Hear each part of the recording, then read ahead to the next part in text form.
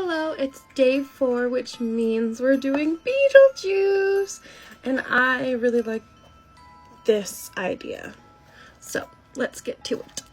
I don't usually start with the eyes, but we're going to today, so I don't make the white face paint all caca. So prime your eyes, and I'm using P. Louise.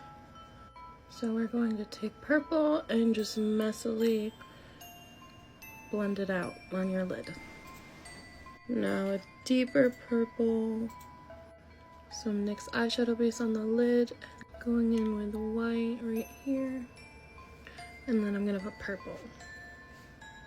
I can't find a darker purple, so I'm going in with black right in here. I cleaned up the eyeshadow, and now we're gonna do the face paint, so cover it with white. Now we're going to go in with the moss area, so you're gonna start with yellow, light green, and then dark green. The yellow's done, now green. To do the dark green, we're going to use a little sponge with lots of holes in it. Now that that's over, you're going to take a translucent powder and set everything so it doesn't fall off.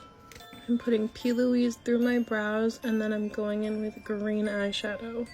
Use the same colors you did up here and down below. A little bit of green inner corners and wherever you feel like putting it.